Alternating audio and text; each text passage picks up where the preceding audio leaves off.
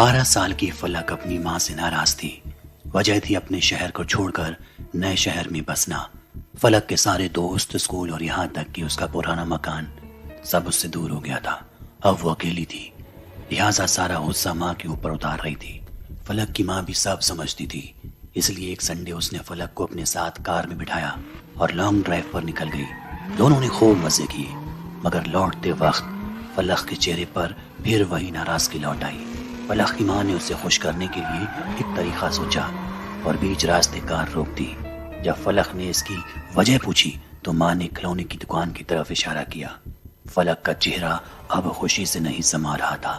उसने इस तरह के खिलौनों की दुकान अपनी जिंदगी में कभी नहीं देखी थी। चमचमाती लाइटों की सजावट के बीच नजर आ रही ये दुकान काफी खूबसूरत दिख रही थी। वो दोनों उस दुकान में दाखिल हुए, मगर वहां का मंजर बेहद ही अजीबोगरीब था। दुकान में खिलौने तो थे, मगर पुराने जमाने के, लकड़ी की गुड्डे गुड़ियां और कठपुतलियां। फलक की माँ को मानो बचपन याद आ गया, मगर यहाँ फलक भी ये देख बेहद खुश थी। मगर उस दुकान में उन दोनों के अलावा और कोई भी नहीं था, ना ही कठपुतली बेचने वाला, ना ही गुड्डे गुड़ियां। बिल्कुल सन्नाटे के बीच दोनों दुकान में घूमने लगे। तभी माँ को एहसास हुआ कि फलक उसके साथ नहीं है।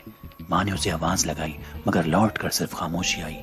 घबराते हुए माँ ने उसे पूरी दुकान में ढूंढना शुरू किया और कुछ ही मिनटों में माँ की तलाश पूरी हुई। फलक दुकान के आखिरी कोने से सटी एक कुर्सी पर दिखाई दी, मगर वो किसी की गोद में थी। वो जो कोई भी था पूरी तरह से अंधेरे की इज्जत में था। माँ एक एक कदम कर उसके करीब बढ़ी तो देखा कि फलक एक जोकर की पोशाक में मौजूद शख्स की गोद में है, जो फलक के बालों को सहलाते हुए एक अजीब सी खौफनाक मुस्कुराहट दे रहा था। यहाँ गोद में बैठी फलक भी उस जोकर से चिपक कर हंस रही थी। जब उसकी माँ ने उसे बुलाया तो फलक माँ के पास जाने से इनकार करने लगी। तभी अचानक से वो जोकर तेज तेज हंसने लगा और अपने हाथों में पकड़े घंटी को बजाने लगा। घंटी की आवाज इतनी चुभन भरी थी मानो फलक की माँ के कानों को फाड़ देगी। जैसे तैसे अपने आप को संभालते हुए उसने फलक को उस जोकर की गोद से उठाया और बाहर की तरफ भागने लगी। इस दौरान वो जोकर अपनी अजीबोगरीब हंसी और उस घंटी को बजाता रहा। फलक और उसकी माँ कार में बैठी और घर के लिए रवाना हो गई। रास्ते में माँ को बार बार बस उसी जोकर की हंसी और वो खौफनाक घंटी की आवाज सुनाई दे रही थी। थोड़ी देर बाद वो घर पहुंच गए। लौटते वक्त शाम हो चुकी थी। दोनों ने रात का खाना खाया और सोने चले गए। फलक की माँ अभी भी परेशान थी।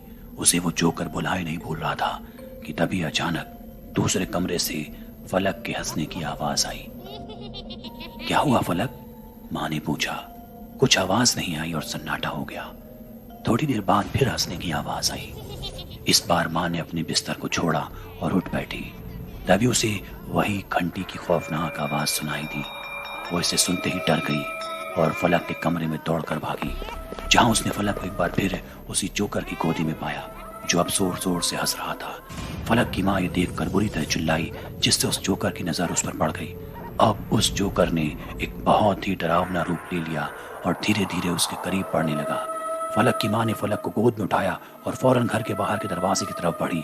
पीछे वो जोकर दौड़ने लगा और तेज तेज से उस घंटी को बजाने लगा। जैसे तैसे माँ फलक को लेकर घर के उस दरवाजे को लांघकर बाहर निकली और कार में जाकर बैठ गई। वो गाड़ी स्टार्ट करने ही वाली थी, तभी उसे याद आया कि कार की चाबी तो घर में ही रह गई।